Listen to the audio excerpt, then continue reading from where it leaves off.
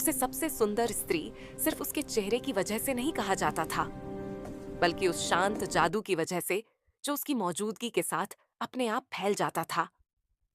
उसकी सुंदरता शोर नहीं मचाती थी, वह चुपचाप साथ चलती थी, उसकी आंखों की मुस्कान में जो होठों से पहले खिल उठती थी, उसकी आवाज की कोमलता में और उस आत्मविश्वास में जिसे ध्यान मांगने की जरूरत नहीं पड़ती थी।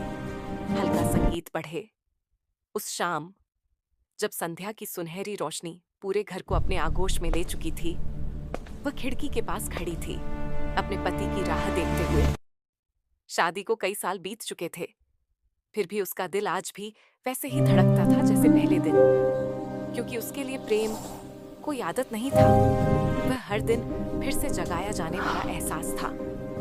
हल्का विराम। जब वह घर में दाखिल हुआ, दिन की थकान उसके चेहरे पर साफ झलक रही थी, तो वह दौड़कर उसकी ओर नहीं गई। उसने बस मुस्कुरा दिया, धीरे, समझदारी से भरी और बेहद अपनापन लिए हुए। वह मुस्कान जो पूरे दिन की थकान एक पल में भुला देती है।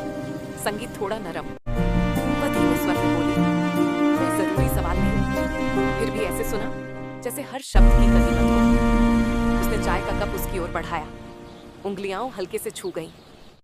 चूड़ियों की आवाज मौन में संगीत बन गई। उसके बालों की जानी पहचानी खुशबू और वह कोमल स्पर्श, हर छोटा सा पल उसे बिना किसी कोशिश के उसकी ओर खींच रहा था। हल्का विराम, फिर वह उसके पास आकर बैठी।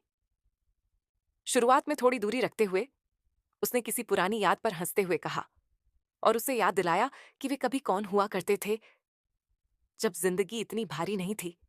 उसकी आंखें कुछ ज्यादा देर तक उसकी आंखों में टिकी रहीं, स्नेह से भरी, विश्वास से भरी और एक ऐसे वादे के साथ जिसे शब्दों की जरूरत नहीं थी। संगीत गहराता है, तभी उसे समझ आया, वह उसे सिर्फ अपने आकर्षण से नहीं रिझा रही थी, वह उसे अपनापन दे रही थी। यह एहसास कि वह देखा जा रहा है, चाहा जा रहा है और समझा जा रहा है। जैसे जैसे रात गहराती गई, उनके बीच की दूरी खामोशी में पिघलती चली गई। प्रेम फिर से कमरे के बीच लौट आया, शांत लेकिन बेहद शक्तिशाली। और उसी क्षण उसे एहसास हुआ, उसकी सुंदरता समय के साथ कम नहीं होती, वह और गहरी होती जाती है, क्योंकि उसकी जड़ें प्रेम में हैं। अंतिम ठहराव। और एक बार फिर उसने उसका दिल जीत लिया, न किसी जोर से, न किसी दिखावे से, बल्कि सिर्फ उसकी होकर।